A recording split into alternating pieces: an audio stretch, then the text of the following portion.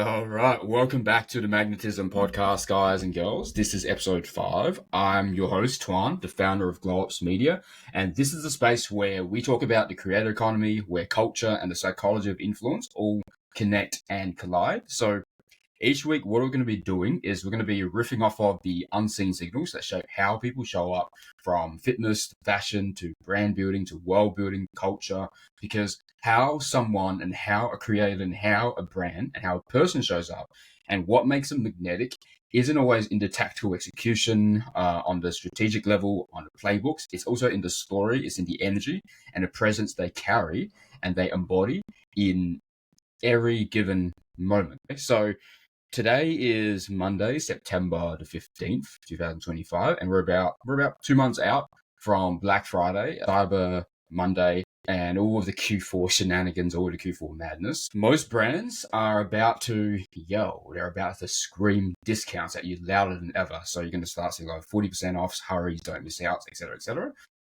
Here's the truth, okay? So discounts don't make you unforgettable. They make you forgettable in the sea of 5,000 plus ads a day, okay? The second someone else offers 10% off, right, more, then you become forgettable in that instant there, right? So what actually makes a brand stand out in Q4 2025 and onward, right, I'll tell you what, it's not urgency.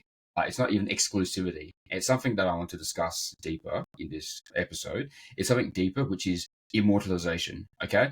So that's what I wanted to talk about today, because how brands can go beyond discounts and start immortalizing their customers' moments, right? Their experience, their memories, and their archetypes. They don't just win a sale; they win the mind share, and they win a place in the memory, in the hearts and the minds of their customers, their tribe, their community. So let's get into it. Okay, so one of our creator partners recently surveyed dozens of creators in regards to Black Friday, and what they've all said and what the overall sentiment is exactly what we all feel. Okay, it's a sea of sameness. That's the best way I can put it. Right, so it's either too pushy, too repetitive. Every ad sort of sounds the same, right? Don't miss out. Sales end soon, etc. 45% of shoppers they discover deals first on social, right? This is massive, right? Should be a key signal, but this is where a lot of brands leave opportunities on the table, right? So instead of taking advantage, a lot of brands are training people to scroll past them, right? They're training people to actually treat them like a commodity, to see them as forgettable, okay? If you only compete on the discounts, right, just like every other seller, right, you're in a race to the bottom. So you might win a sale, you win on the transactional level, but you don't win in memory. So what's interesting is this same survey reveals something fascinating. So exclusivity beats urgency by a long shot, all right? So if I was to clarify this for you, right, urgency would come third place, okay, while exclusivity makes people feel like the deal was actually made for them. Content quality in this case here would beat fame, right? Another insight that would be useful is that a relatable creator with the right story can convert a lot more than a big name influencer just pushing a generic type of campaign that you see. Another aspect is that relatability wins, right? People don't want polish. They want to be able to see themselves in the story. And when you think about being able to see yourself in the story, it's not just all about the high highs, it's about the low lows, right? It's about the raw, unguarded moments, okay? You want to make people feel like they're part of something only they get to experience, okay? And that is essentially myth making, right? It's taking an everyday shopper, an everyday customer, an everyday person who belongs to the tribe, the community that your brand represents, right? And essentially immortalizing them, right? If I could sum it up, it's as follows, okay? So immortalization is exclusivity at scale. You make people feel like they're part of something that only they get to experience.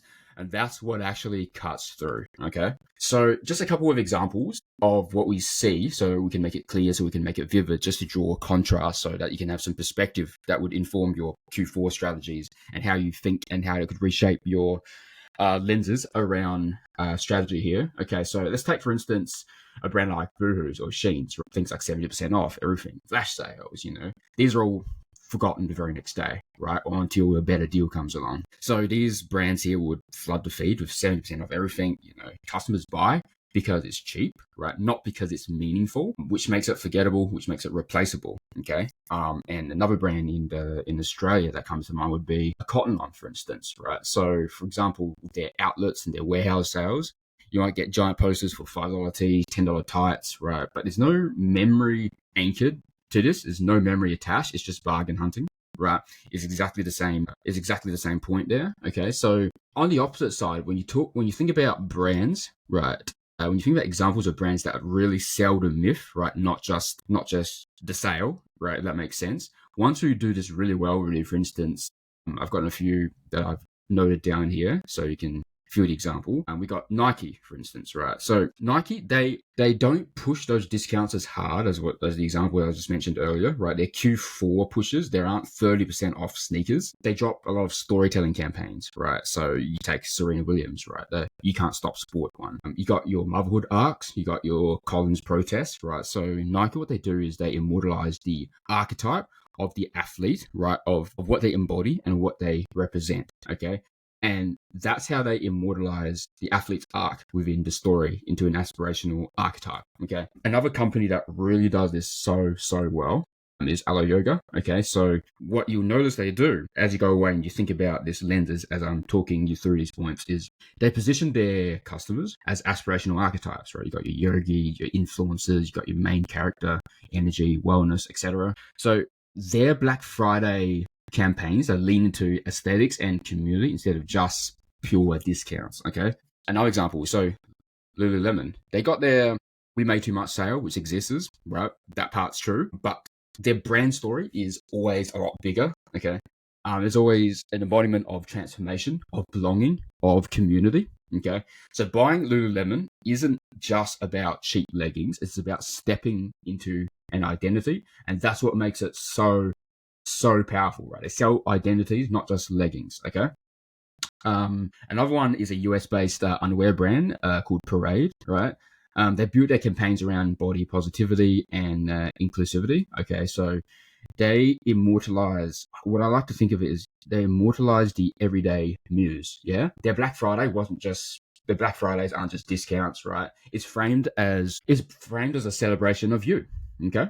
So another example, just to cap it off, Australian brand AJE, what they do really well is high fashion storytelling in their campaigns. So what they do is they make the customers feel like part of the art, right? Part of the beauty there. So they sell the archetype of effortless luxury, even if it's just a seasonal sale, right? And that's the really amazing part about that, right? So the punchline here is one wins the transaction, but the other wins a myth. And if you had a choice between the two, then you'd know exactly which one you want to go for, which camp you want to be in, essentially, right? So as we head into Q4, you've really got a choice here, right? You can join the noise and you can race to the bottom. You can blend in with the 5,000 plus other ads, right? A day that are shouting bigger discounts, louder urgency, and right, the ads that people forget the second that Cyber Monday ends, or you can be the brand that immortalizes, okay? The brand that turns customers into muses and transactions into moments, right? And archetypes into stories that people carry with them far long after the sale. And this is what's going to make the difference between the brands that are remembered. January comes around and beyond. So urgency makes people buy, exclusivity makes them belong, but immortalization makes them remembered. Okay. And that's exactly what we help brands do at GlowOps Media. Okay. We take the chaos of Q4 and we turn it to alchemy. We alchemize the gold into campaigns that truly matter and they shift culture. Okay. So this was just a bit of a quick share from today's episode. This one's a little bit more of a shorter one today. Hope you guys found this super valuable, right? And stay tuned for the next episode. You have a great rest of the week.